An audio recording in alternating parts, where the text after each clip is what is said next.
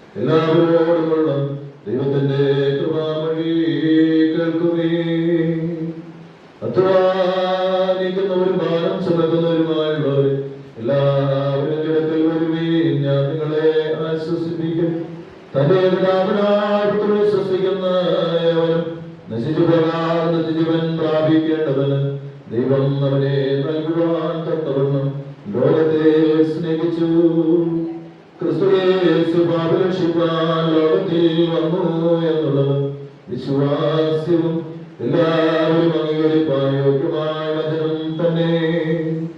ഒരുത്തൻ പാപം ചെയ്തു എങ്കിലോ നിധിമാനായ യേശുക്രിസ്തു എന്ന നമുക്ക് പിതാവിന്റെ അടുക്കലുണ്ട്. അവൻ നമ്മുടെ പാപങ്ങൾക്ക് പ്രായശ്ചിത്തം ആകുന്നു. മനഃപൂർവമായ മനസ്സമ്മതത്തോടും സത്യവിശ്വാസത്തോടും നിങ്ങളേക്കുകയും തങ്ങളുടെ സഹോദരനെ ക്ഷമിക്കുകയും ചെയ്യുന്ന എല്ലാവർക്കും പാപമോചനം നൽകുമെന്ന് തന്റെ മഹാകരുണയാൽ വാഗ്ദത്തം ചെയ്തിരിക്കുന്ന സ്വർഗ്ഗസ്ഥപിതാവായ സർവശക്തിയുള്ള ദൈവം നമ്മുടെ കർത്താവായ യേശുക്രിസ്തുവിനോട് നിങ്ങളോട് കരുണയുണ്ടായി നിങ്ങളുടെ സകല പാപങ്ങളും ക്ഷമിച്ച് അവയിൽ നിന്ന് നിങ്ങളെ വിടുവിച്ച് സകലമേലർപ്പിച്ചു ബലപ്പെടുത്തി നിങ്ങളെ നിത്യജീവനിലേക്ക് പ്രവേശിപ്പിക്കട്ടെ.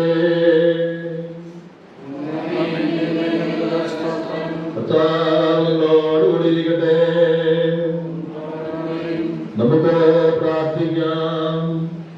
80ാമത് പ്രതിഷ്ഠാദിനമായി ആചരിക്കുന്ന നമ്മുടെ ഈ ദേവാലയ പ്രതിഷ്ഠിക്കാൻ നമുക്ക് ദിവസങ്ങളെ സമർപ്പിച്ചുകൊണ്ട് നമുക്ക് പ്രാർത്ഥിക്കാം. ഉന്നതനും വിശുദ്ധനുമായ നിത്യനാം ദൈവമേ, ഒരു കെട്ടിടത്തിനും ദൈവത്തെ ഉൾക്കൊള്ളുവാനും നിന്റെ സ്നേഹത്തിന്റെ അത്ഭുതങ്ങളെ ഒഴിവാക്കുവാനും സാധ്യമല്ലല്ലോ. സന്മനസ്സോടുകൂടി വാണ സ്ഥലമായി കെട്ടിടം ഉപയോഗിക്കുവാനും സന്തോഷത്തോടെ നിന്നെ ആരാധിക്കുവാനും വചനം പഠിക്കുന്നതിലൂടെ സത്യം ഗ്രഹിക്കാനും നീ ഞങ്ങളെ സഹായിക്കണമേ. ഇവിടുത്തെ എല്ലാ കുടിവരുകളിലേക്കും നിന്റെ ആശ്വാസമുണ്ടായി പ്രവർത്തനമായ ദൈവാത്മാവിന്റെ അടയാളമായി ഈ കെട്ടിടം നിലനിൽക്കുവാൻ സഹായിക്കണമേ.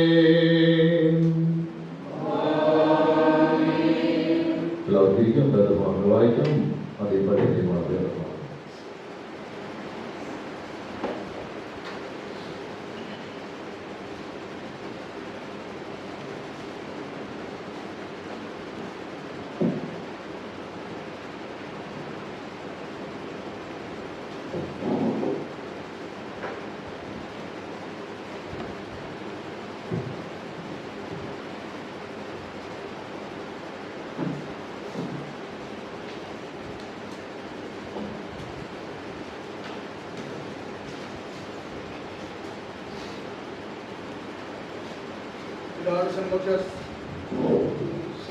സഭയുടെ 81ാമത് പ്രതിഷ്ഠാദിന പെരുന്നാളിലേക്കായി വായിക്കാൻ ഉദ്ദേശിച്ചിരിക്കുന്ന ഒന്നാം പാഠഭാഗം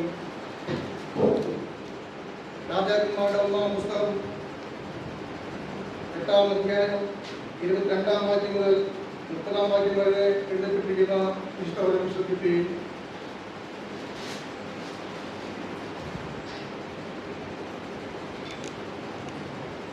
ഒന്ന് രാജാക്കന്മാർ 8-ാം അധ്യായം 22-ാം വാക്യം മുതൽ 30-ാം വാക്യം വരെ. അനന്തരം ശലോമോൻ യഹോവയുടെ യാഗപീഠത്തിന് മുമ്പിൽ ഇസ്രായേലിന്റെ സർവ്വസഭയുടെയും സമക്ഷത്ത് നിന്നുകൊണ്ട് ആകാശത്തിലേക്ക് കൈമുയർത്തി പറഞ്ഞത് എന്തെന്നാൽ, ഇസ്രായേലിന്റെ ദൈവമായ യഹോവേ, പൂർണ്ണ ഹൃദയത്തോടെ നിന്റെ മുമ്പാകെ നടക്കുന്ന നിന്റെ ദാസന്മാർക്കായി നിയമവും ദയയും പാലിക്കുന്ന നിന്നെ പോലെ മീതെ സ്വർഗത്തിലും താഴെ ഭൂമിയിലും യാതൊരു ദൈവവും ഇല്ല.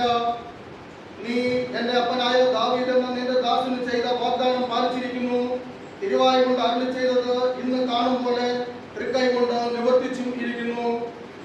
ആകയാൽ ഇസ്രായേലിന്റെ ദൈവമായ യഹോവേ, നീ എന്റെ അപ്പനായ ദാവീദ് എന്ന നിന്റെ ദാസനോട് നീ എന്റെ മുമ്പാകെ നടന്നതുപോലെ നിന്റെ പുത്രന്മാരും എന്റെ മുമ്പാകെ നടക്കത്തക്കവണ്ണം തങ്ങളുടെ വഴി സൂക്ഷിക്കുക മാത്രം ചെയ്താൽ ഇസ്രായേലിന്റെ സിംഹാസനത്തിൽ ഇരിപ്പാൻ നിനക്ക് ഒരു പുരുഷൻ എന്റെ മുമ്പാകെ ഇല്ലാതെ വരികയില്ല എന്ന് അരുളി ചെയ്തിരിക്കുന്നത് നിവർത്തിക്കണമേ. ഇപ്പോൾ ഇസ്രായേലിന്റെ ദൈവമേ, എന്റെ അപ്പനായ ദാവീദ് എന്ന നിന്റെ ദാസനോട് നീ അരുളി ചെയ്ത വചനം ഒത്തുവരുമാറാകട്ടെ. എന്നാൽ ദൈവം യഥാർത്ഥമായി ഭൂമിയിൽ വസിക്കുമോ? സ്വർഗത്തിലും സ്വർഗാധിസ്വർഗത്തിലും നീ അടങ്ങുകയില്ലല്ലോ. പിന്നെ ഞാൻ പണിതിരിക്കുന്ന ഈ ആലയത്തിൽ അടങ്ങുന്നത് എങ്ങനെ? എങ്കിലും എന്റെ ദൈവമായ യഹോവേ, അടിയൻ ഇന്നു തിരുമുമ്പിൽ കഴിക്കുന്ന നിലവിളിയും പ്രാർത്ഥനയും കേൾക്കേണ്ടതിന് അടിയന്റെ പ്രാർത്ഥനയിലേക്കും യാചനയിലേക്കും തിരിഞ്ഞ് കടാക്ഷിക്കണമേ. അടിയൻ ഈ സ്ഥലത്ത് വെച്ച് കഴിക്കുന്ന പ്രാർത്ഥന കേൾക്കേണ്ടതിന് നിന്റെ നാമം ഉണ്ടായിരിക്കുമെന്ന് നീ അരുളി ചെയ്ത സ്ഥലമായ ഈ ആലയത്തിലേക്ക് രാവും പകലും തൃക്കൺ പാർത്തരുളണമേ. ഈ സ്ഥലത്ത് വെച്ച് പ്രാർത്ഥിപ്പാനിരിക്കുന്ന അടിയന്റെയും നിന്റെ ജനമായ ഇസ്രായേലിന്റെ സകലരുടെയും യാചന കേൾക്കണമേ. നിന്റെ വാസസ്ഥലമായ സ്വർഗത്തിൽ കേൾക്കണമേ. കേട്ട് ക്ഷമിക്കണമേ.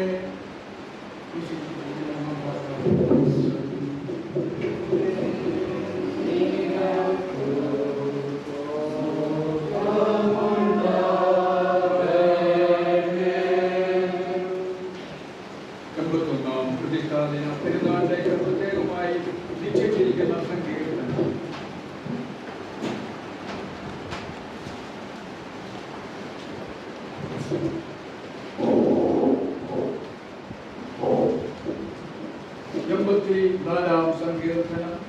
സങ്കീർത്തനങ്ങളിൽ 84 സങ്കീർത്തനം നമുക്ക് വാക്യമായി വായിക്കാം, ഉപയോഗിക്കാം.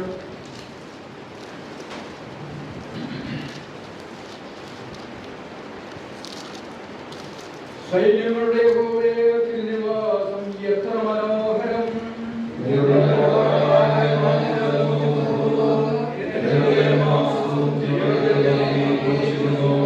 കുരികളിൽ ഒരു വീതം പക്ഷി, കുഞ്ഞുങ്ങൾക്ക് ഒരു കൂടും കണ്ടെത്തിയിരിക്കുന്നു.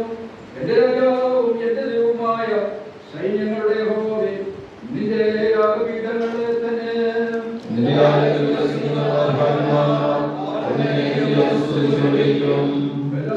നിന്നിലുള്ള മനുഷ്യൻ ഭാഗ്യവാൻ. ഇനിയുള്ളവരുടെ മനസ്സിൽ സിയോനിലേക്കുള്ള പെരുവഴികൾ ഉണ്ട്.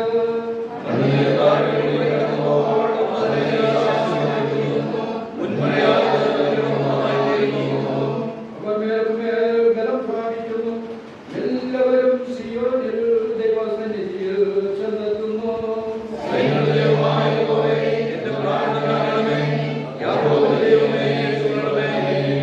ഞങ്ങളുടെ വലിയായ ദൈവമേ, നോക്കണമേ.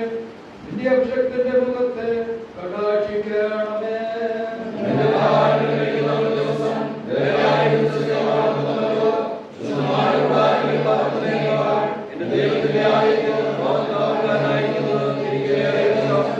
യഹോവയായ ദൈവം സൂര്യനും പതിയുമാകുന്നു.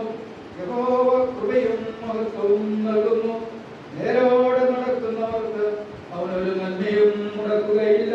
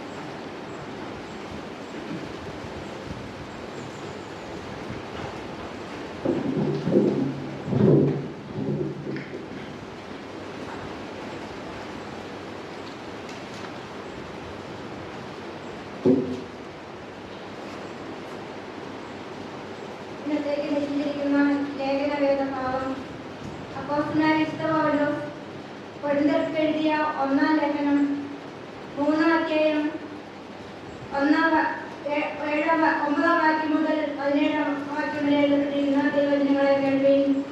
അപ്പോസ്തലനായ വിശുദ്ധ പൗലോസ് കൊരിന്ത്യർക്ക് എഴുതിയ 1-ാം ലേഖനം 9-ാം വാക്യം മുതൽ. ഞങ്ങൾ ദൈവത്തിന്റെ കൂട്ടുവേലക്കാർ, നിങ്ങൾ ദൈവത്തിന്റെ കൃഷി, ദൈവത്തിന്റെ ഗൃഹനിർമ്മാണം. എനിക്ക് ലഭിച്ച ദൈവകൃപയ്ക്കോ ഒത്തവണ്ണം ഞാൻ ജ്ഞാനമുള്ള ഒരു പ്രധാന ശില്പിയായി അടിസ്ഥാനമിട്ടിരിക്കുന്നു. മറ്റൊരുത്തൻ മീതെ പണിയുന്നു. താൻ എങ്ങനെ പണിയുന്നു എന്ന് ഓരോരുത്തരും നോക്കിക്കൊള്ളട്ടെ. യേശുക്രിസ്തു എന്നിട്ടിരിക്കുന്ന അടിസ്ഥാനമല്ലാതെ മറ്റൊന്നിടുവാൻ ആർക്കും കഴിയില്ല. ആ അടിസ്ഥാനത്തിന്മേൽ ആരെങ്കിലും പൊന്ന്, വെള്ളി, വെളിയേറിയ കല്ല്, മരം, പുല്ല്, വൈക്കോൽ എന്നിവ പണിയുന്നുവെങ്കിൽ അവനവന്റെ പ്രവൃത്തി വെളിപ്പെട്ടു വരും. ആ ദിവസം അതിനെ തെളിവാക്കും. അത് തീയോടെ വെളിപ്പെട്ടു വരും. ഓരോരുത്തരുടെ പ്രവൃത്തി ഇന്നവിധമെന്ന് തീ തന്നെ ശോധന ചെയ്യും. ഒരുത്തൻ പണിത പ്രവൃത്തി നിലനിൽക്കുമെങ്കിൽ അവന് പ്രതിഫലം കിട്ടും.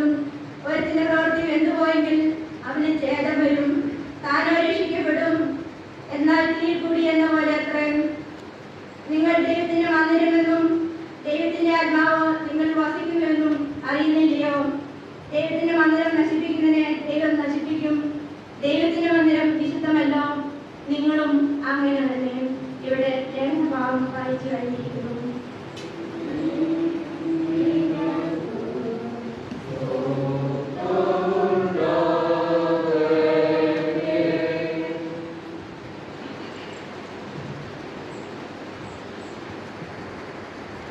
വിശുദ്ധ സുവിശേഷം.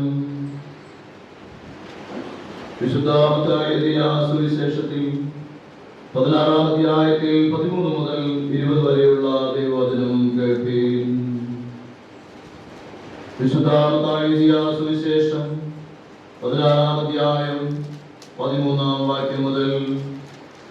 യേശു ഫിലിപ്പിന്റെ കസ്സരുടെ പ്രദേശത്തെത്തിയ ശേഷം തന്റെ ശിഷ്യന്മാരോട്, ജനങ്ങൾ മനുഷ്യപുത്രനെയാണെന്ന് പറയുന്നു എന്ന് ചോദിച്ചു. ചിലർ യോഹന്നാൻ സ്നാപകനെന്നും മനുഷ്യരെ ഏലിയാവെന്നും വേറെ ചിലർ യിരെമ്യാവോ പ്രവാചകന്മാരിൽ ഒരുത്തനോ എന്ന് പറയുന്നു എന്ന് അവർ പറഞ്ഞു. നിങ്ങളോ എന്നെ ആരെന്ന് പറയുന്നു എന്ന് അവൻ ചോദിച്ചതിന് ശിമോൻ പത്രോസ്, നിത്യമുള്ള ദൈവത്തിന്റെ പുത്രനായ ക്രിസ്തു എന്ന് ഉത്തരം പറഞ്ഞു. യേശു അവനോട് പറയുവാൻ, ശിമോനെ, നീ ഭാഗ്യവാൻ, ജഡരക്തങ്ങളല്ല സ്വർഗസ്ഥനായ എന്റെ പിതാവ് നിനക്ക് ഇത് വെളിപ്പെടുത്തിയത്. നീ പത്രോസ് ആകുന്നു.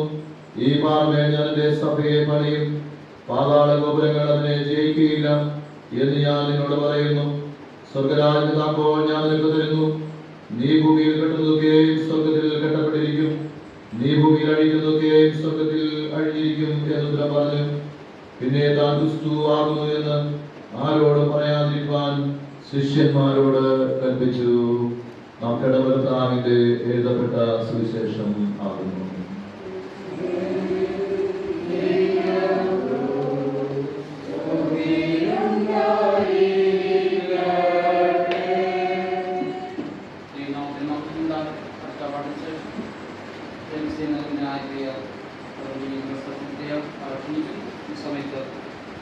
ജ്ഞാനകീർത്തനങ്ങളിൽ 310-ാമത്തെ പാട്ടാണ്. കീർത്തനം 310.